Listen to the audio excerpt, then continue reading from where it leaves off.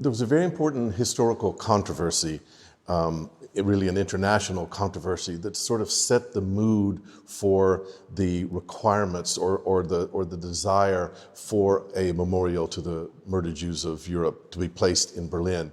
It was called the Bitburg Controversy. In 1985, relationships between Germany and the United States were beginning to warm up a little bit after a very long period of sort of antagonism. The Chancellor Helmut Kohl invited the then President Ronald Reagan to come to Berlin in what would end up being a highly publicized, televised media event that would be part of the sort of demonstration of the reconciliation between Germany and the United States. The plan was to go to the Bitburg Cemetery where Reagan would place a wreath. Now, the issue was that the Bitburg Cemetery was the site where the soldiers in Hitler's SS, or so-called protective echelon, where these soldiers who were the sort of epitome of Nazi evil were buried. For many years now, local American, French, and West German military commanders have gone to that cemetery every November to join in a wreath-laying ceremony honoring all those who died in World War II. But apparently no one, including the White House advance team or the U.S. Embassy, ever bothered to check out the identity of the dead at Bitburg. Most of the 2,000 German soldiers who are buried there were killed in the Battle of the Bulge in late 1944. But at least 49 headstones are clearly marked SS and contain the remains of Nazi stormtroopers. The SS, originally the security arm of the Nazi Party, pledged allegiance to Hitler first, country second. It was the SS that killed most of the estimated 6 million Jews who died in the Holocaust.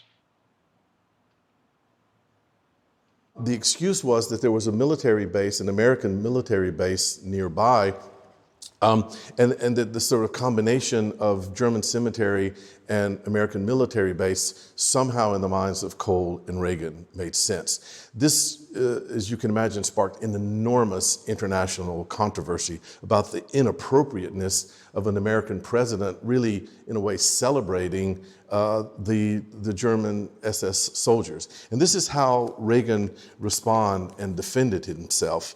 He says, these SS troops were the villains, as we know. They conducted the persecutions and all. But I think there's nothing wrong with visiting that cemetery where those young men were, because they were victims of Nazism. They were victims just as surely as the victims in the concentration camp. This is a stunning declaration. This is a stunning equation of men, women, and children who died in the gas chambers with SS soldiers who were actually propagating the deaths. The relativization of victims in that way, of the equation of the soldiers with the victims, is an indication of a deeper, of an underlying condition where even educated people, when remembering the Holocaust, would oscillate between, on the one hand, this relativization of the Holocaust as just one victimization among others, and this desperate need to forget.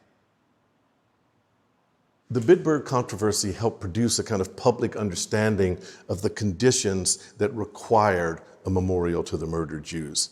On the one hand, there was, as I say, this relativization of the Holocaust, a desire for reconciliation, really a desire for kind of forgive and forget, and a return to Germany's noble past before Nazism.